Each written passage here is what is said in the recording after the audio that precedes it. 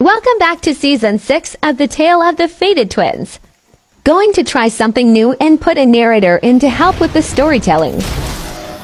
We start off this season right after the Zora celebration.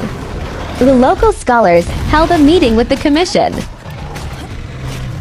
They said it was urgent because all of the world's epidemic life was in disarray ever since Zora made the crossing. The first problem they noticed was an Anjanath out of the forest and made its way into the desert. So the commission selected Sephira and her handler to investigate and take care of this problem.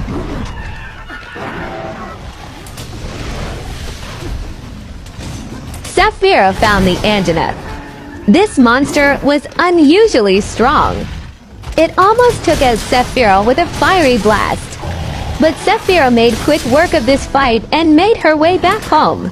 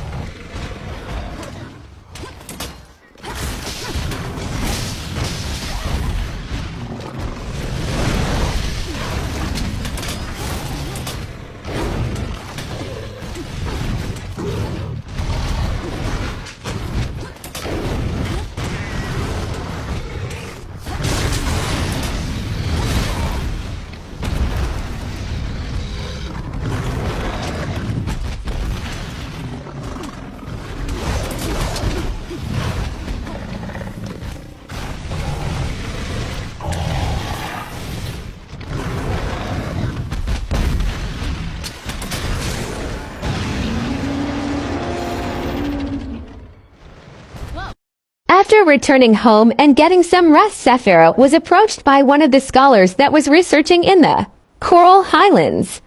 She said she found some Rathian scales, but they were not the usual color. They were a deep pink color. The scholar asked Sephira if she could check it out. So Sephira gathered her gear and climbed on a winged drake and headed out. Sure enough, as Sephira and the handler crossed over the highlands, they were greeted with two blasts from the Rathian, and it was, as the scholar said, a different color.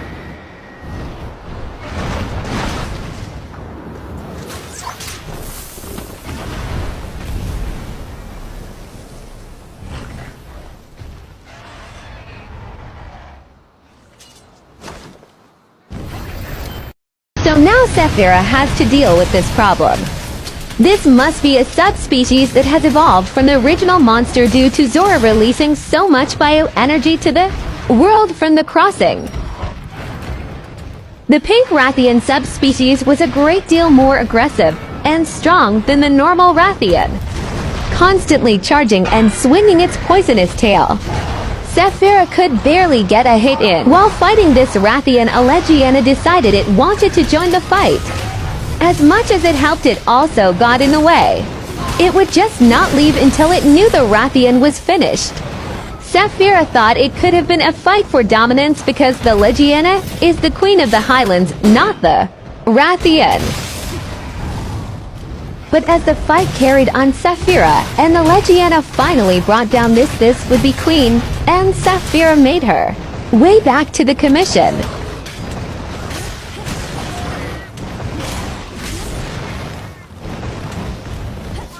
When she returned, the commission leader had a surprise visit from the admiral. He said that Zora was heading not to the Vale to die, but to a new locale with powerful monsters.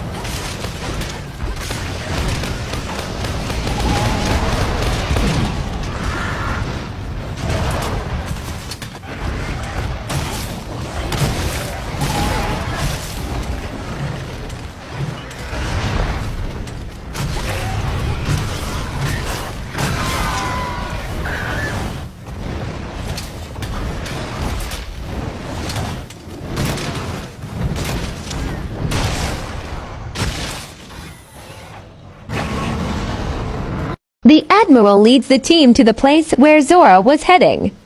It's a place called the Elder's Recess. Why could Zora be heading this way, and what has drawn him and Nergigante to this place instead of the Vale?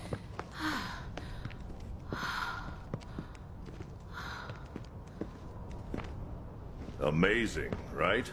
Yeah. Something we can be sure of is our heroes will soon find out and solve this problem.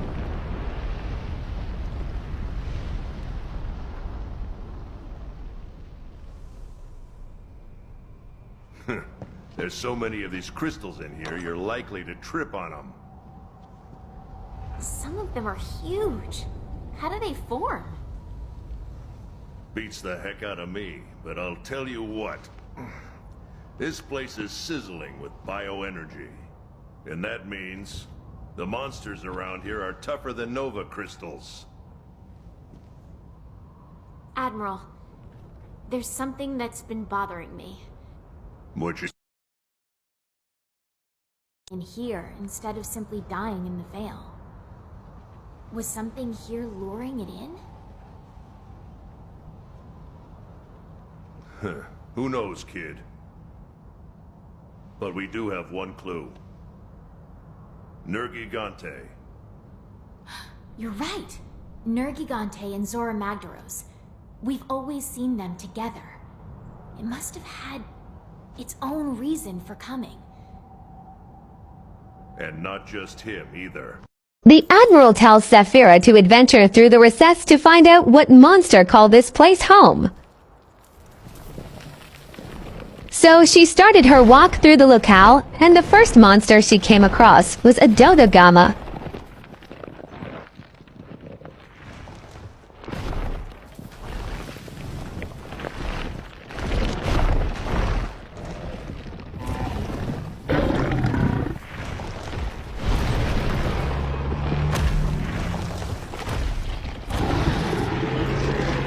After sneaking by the Dodogama, she went down into the caverns, and there was the second monster.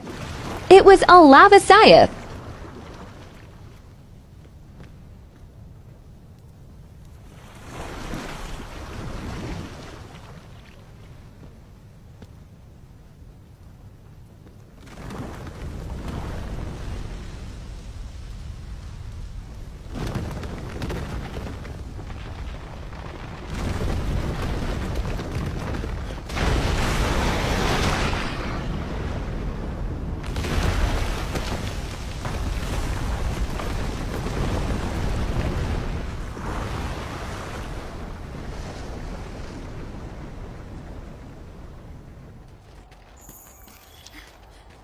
She barely dodged and escaped this surprised attack, but she made her way back up to the surface only to find a massive Uragon in her path.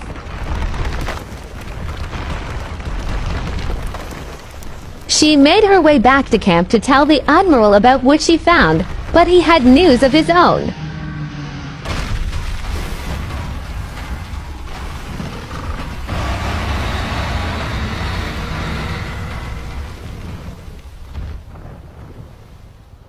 The Admiral told Sephira that the one monster they have been looking for has finally showed his ugly face.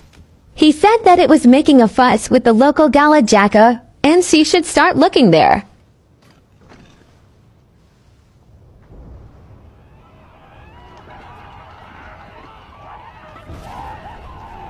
So Sephira headed over to where she could hear the screams of the Gala Jacka, and when she arrived the beast Nergigante burst through the crystal wall.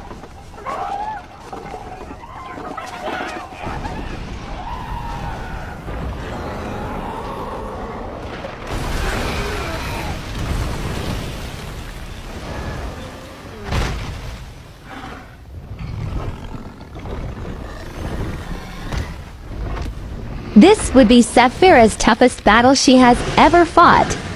This elder dragon was nothing to take lightly. It was extremely aggressive and powerful. Not to mention its massive size was a force to be reckoned with.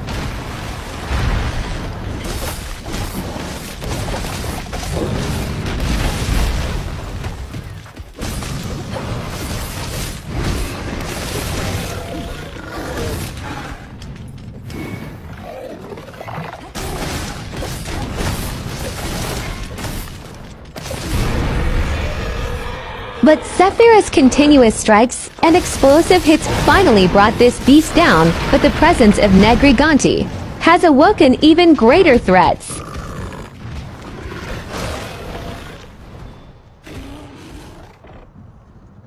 Before Sephira headed out to face these new threats, the Admiral told her a secret that was kept from her.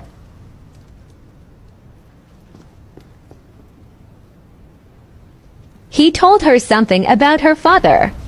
He was a master at using the insect glaive, and he had left her his weapons. So she decided to try them out on this fight.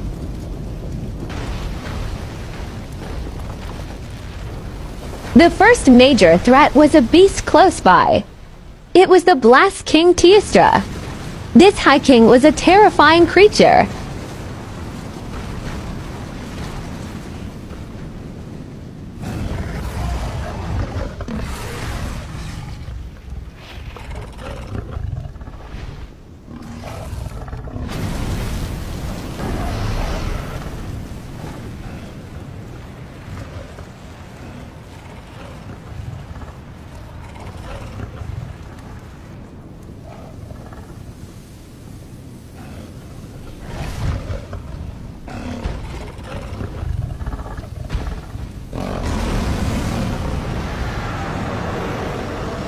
Its size alone demanded respect. Its supernova blast was a massive one. Sephira made sure to keep her distance.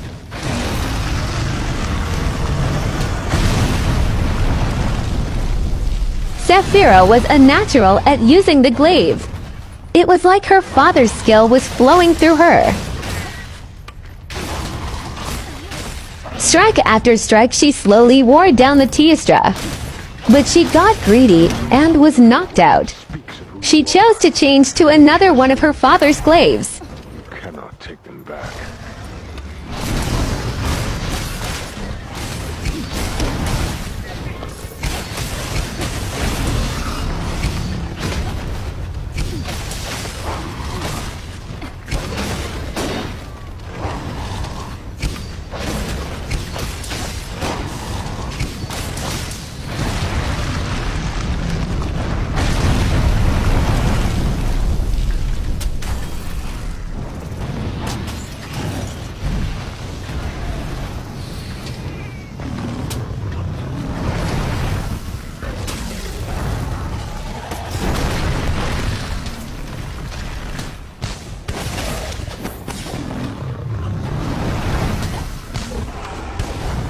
Finally, she struck the Teestra across its ribs, and as it gave out its final roar, Sephira knew the job was done. Spectacular! The fight with the Teestra drew in another king. This was a heavy metal king of the wind and was another force to be reckoned with.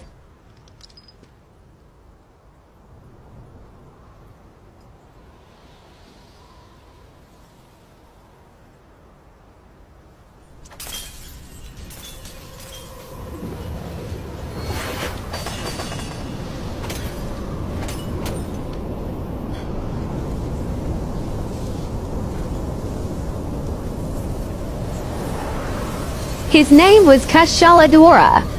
This master of the wind was an amazing fight. He somehow manipulated the air pressure around his body to create a barrier to where Sephira couldn't get close on the ground.